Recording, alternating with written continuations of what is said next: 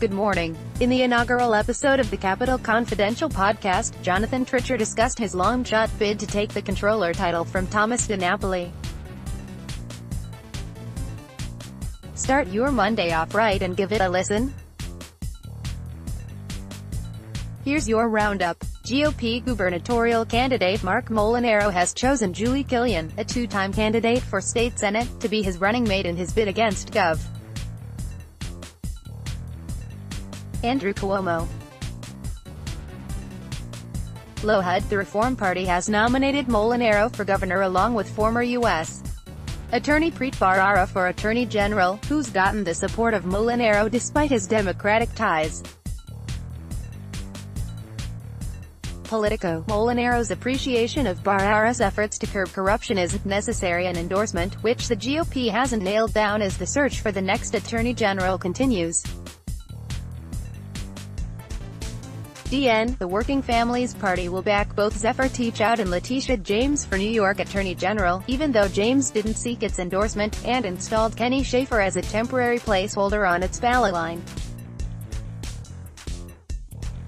2. Kevin Schuler, a former executive at a Buffalo development firm, pleaded guilty to wire fraud and agreed to cooperate with the government in a federal case involving the alleged bid rigging of massive upstate projects. 2. Erin Collier has roots that go back 8 generations in the Congressional District 19, where she's launching her political career in a crowded Democratic primary for Rep. John Fosso's seat. Her roots could be valuable. 2. Aaron Glad, a Cuomo political advisor, was backed by the Saratoga Democratic Committee for the 43rd Senate District. 2. As part of a diversity lecture series, Sergio A. Garcia, a top official at New York's Upstate Medical University in Syracuse, spoke about experiencing a deadly bombing in Afghanistan, but his account has been refuted, could not be verified, and were described as not credible by longtime State Department officials. 2. A proposal to end tipped wages has caused a divide among the upstate and downstate.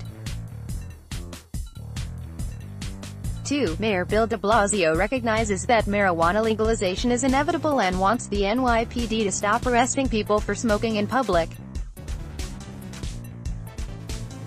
DN, Rep. Chris Collins is one of the 20 House Republicans to sign on to an effort to push legislation that would find a solution for young undocumented immigration to a vote with a discharge petition. Buffalo News. Advocates against deportation are headed to Albany on Tuesday to urge lawmakers to consider legislation that would reduce the maximum sentence for a Class A misdemeanor by a single day to dodge a federal immigration law. DN. Senator Kirsten Gillibrand is pushing for 2 pieces of legislation that would protect student loan borrowers. DN. Editorial. The High Court struck down federal law that banned betting on sports, so New York needs to act quickly in passing legislation. Syracuse. New York City has the nation's largest rent regulation system, but rent-regulated apartments are still in danger of vanishing. NYT. Michael Grimm spent some time in prison for tax fraud, but that isn't stopping him from trying to get his congressional seat back in Staten Island. NYT. Capcon's AM Roundup is compiled by Ben Mayak. Ben Mayak at TimesUnion.com have a state-related news tip for the Times-Union's Capitol Bureau. Please contact Brendan J. Lyons, state editor, at 518-454-5547 or lyons@timesunion.com. Start your day with the AM Roundup in your email inbox. Sign up here.